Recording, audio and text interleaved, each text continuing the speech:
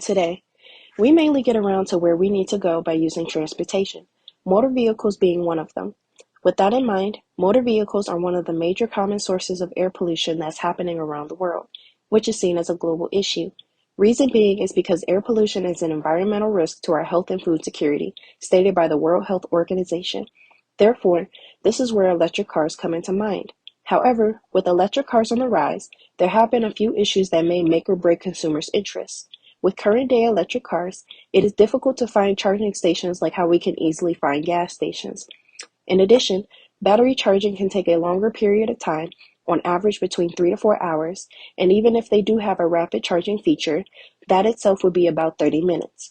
Finally, electric cars have a limited driving range, ranging from 125 to 292 miles, depending on the size of the car. The battery can last for a day's worth of activities, but will be a challenge if one would want to have a road trip or drive across country. Because of these cons, people have ended up in situations where they needed to call a tow trucking company because they ended up stuck in the middle of nowhere due to their car running out of battery, which leaves consumers unsatisfied. So, how does one fix this problem in order to keep existing consumers, bring in new consumers to transition from fuel cars to electric cars, and stay on the right track for reducing pollution? Introducing a new and improved design solution for electric cars. Here, we have an electric vehicle with a solar panel feature that is built on the car to create self-charging capabilities. This will help prevent the battery from dying in unwanted situations, increase driving range, and continue the process of encouraging consumers to make the change from gas-powered cars to electric cars.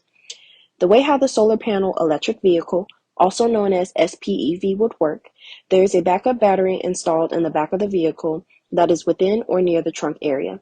Whether the vehicle is in use or not, the solar panels can be active if the consumer sets the solar panel feature to active and the sun is present.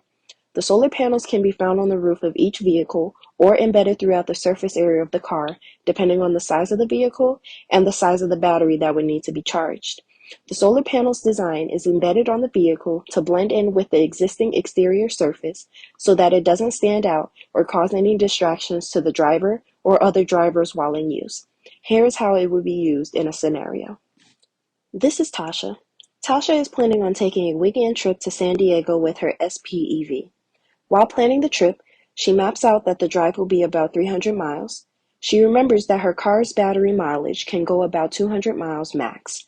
Therefore, she checks her car settings to make sure that the solar panel feature is on to start the charging process of her backup battery before the sun is gone for the day and to be prepared for the road trip for the following day. Later that evening, before she settles in for the night, she plugs up her SPEV to charge up the main battery overnight in her garage, which on slow charging mode, electric cars can take about 8 to 10 hours to fully charge. By the next day early morning, Tasha is ready to get on the road and head to San Diego. Since it is a sunny day while heading to San Diego, Tasha keeps her solar panel feature on to continue charging the backup battery. By the time she is 2/3 of the way there, her SPEV gives her a pop-up warning that her battery is low and if she would like to pull over to start her backup battery source. That would only take a couple minutes to do. Tasha decides to pull over before hitting the accept button to start the backup battery process. Within a couple minutes, her vehicle gives her a pop-up notification stating that the switch has been complete and if she would like to start recharging her main battery with the solar panel feature. She hits accept before she's back on the road again, only a couple hours away from San Diego. By the late afternoon, Tasha finally reaches San Diego to meet up with her friends at the hotel they'll be staying at. At the hotel, there are charging stations for Tasha to use for her car's main battery. After she plugs up the car, she then readjusts the settings of the solar panel feature to recharge her backup battery once again.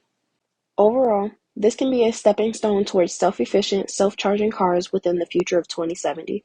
Whether if a charging port is needed or not in the future, one can assume if we continue creating more electric cars, more charging stations will be created due to high demand.